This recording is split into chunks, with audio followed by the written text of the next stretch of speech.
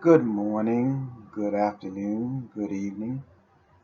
This is Marshall Sanders back again for video number 4 in this series. We're talking about the white matrix. We want to describe what is it and what we need to do to remove it out of America. So, any of you who have not seen the 3 previous videos, I would advise you to at least go see the first 3 videos first so you have a better idea of what I'm speaking about. Uh, so, without further ado, let's go into the 4th video by simply saying this should define more of the present problems that we see today.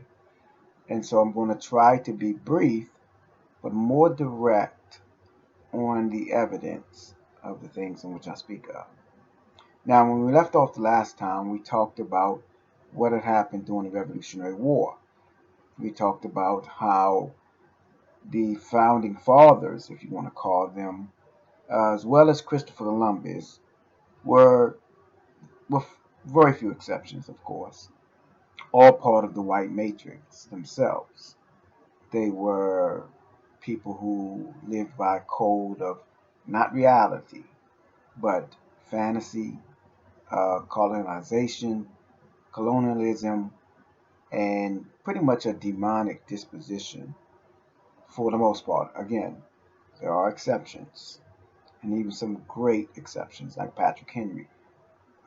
However, we're trying to go to a general sense of those who are involved in the white matrix. Now, to give you a better view, in 1974, there was a young heiress. She was a rather wealthy young lady. Her name was Patty Hearst. Patty Hearst was kidnapped by some revolutionary kind of militia. According to her own account, she was raped, molested, deprived of food, and such other things. Uh, that there's a symptom which happened to her, or which was reported to happen to her, which is called Stockholm syndrome. Well, for those of you who have heard that but are not aware of it, it basically means that the person who has been victimized eventually starts to side with their abusers. And in Patty Hearst's case, what she had done was she, after being molested and raped and, deprived of food and locked in a room and such other things, she actually found and made herself a member of these militias who were going around doing crimes such as bank robberies and other things.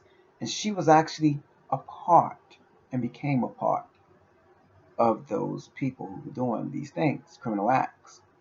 When they finally were caught, the people were rather confused, trying to wonder why would she side with those people who had abused her and had completely changed her mindset. And they came up with something called Stockholm syndrome. Now, it took a little time, but people having never heard of that finally understood that this was a psychological situation, and they simply said, "Oh, well, we understand now. There's an understanding on why this rich, young, wealthy girl would suddenly psychologically be altered to such an extreme." I find that interesting, and so should you. This is one rich young lady who was victimized. We should all have sympathy. Nothing to do with race.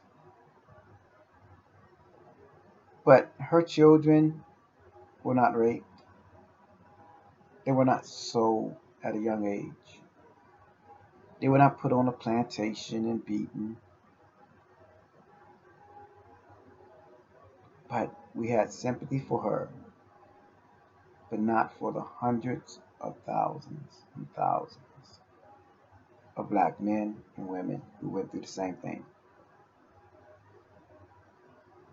Now, I said all of that so that I can make a point on how people view life and history when they are involved in the white matrix. You see, again, I don't look at it as a racism problem. I look at it as a white matrix problem because you have to be a human being, or you have to be considered a human being. You have to be a part of being seen. Kind of the old expression, out of sight, out of mind, applies here. Where in the white matrix, that kind of suffering by black slaves, by um, Japanese put in internment camps, by Irish being indentured servants, yeah, doesn't exist because out of sight, out of mind kind of thing. And that's the deadliness of the white matrix. So let's go back into the after the Revolutionary War. We spoke before about the Slave Act of 1793, as well as the subsequent one in 1850.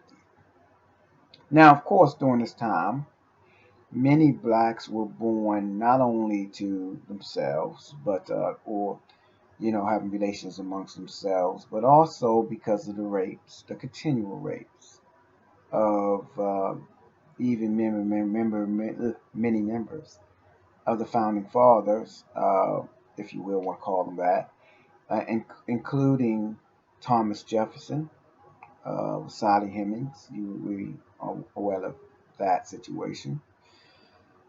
There were children born, and these children often came out looking white. They came out looking black, they came out looking white, they came out looking various amount of things. Back then they called them mulattoes. Okay. And so we went through history to the point where even up until 1890, these things continued, of course, through the Jim Crow laws and such other laws. That person was still considered black, even no matter what their appearance was. So, even under Jim Crow from 1890 until today,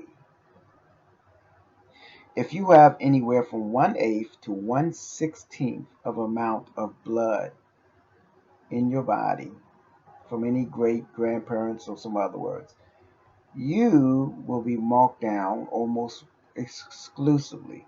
And it'd be a fight to not have you there. You'll be marked down exclusively as black. Yeah. So you can get a person that looks 100% white, no hint of blackness, if you want to call it there. And yet, on that person's birth certificate may say black on it. Sounds shocking, doesn't it?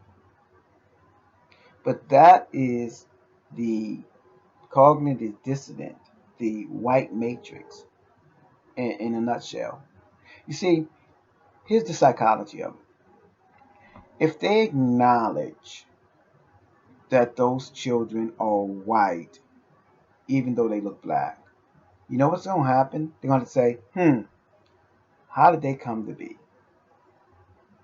I mean, surely their parents got married, they fell in love in college, or some other little love story that they put into their minds. Or where they say, oh God, no, this is a reminder of that reality where that black person did not have a choice in that relationship. And see, that's too close to reality. So rather than look at that, they simply make a set rule, go back to the matrix where things can be done decently in order. And so that is a part of the white matrix. So I speak with my friends around the world, and so we must understand something about me, just to speak about myself. 90% of my friends, the ones I call my friends that are the closest to me, are Caucasian, white. So I don't believe in a race. My own race is mixed of 4 or 5, maybe even more, different ancestries, including Native American, including Black, obviously, including maybe some Irish, maybe some Israeli, Jew. I'm pretty mixed up. And I'm sure there are many others that I probably have no idea about. And you know what? I'm very proud of all of them. I'm extremely proud of being all of those races. I think we can find great, um, great pride in our ancestries in terms of our color, our so-called race. I think there's bad and I think there's good. In the White Matrix, they address the good, and they literally, literally throw it in a box, throw it in the ground, bury it, jump on it, spit on it, chain it up, seal it up, never to be opened. One second.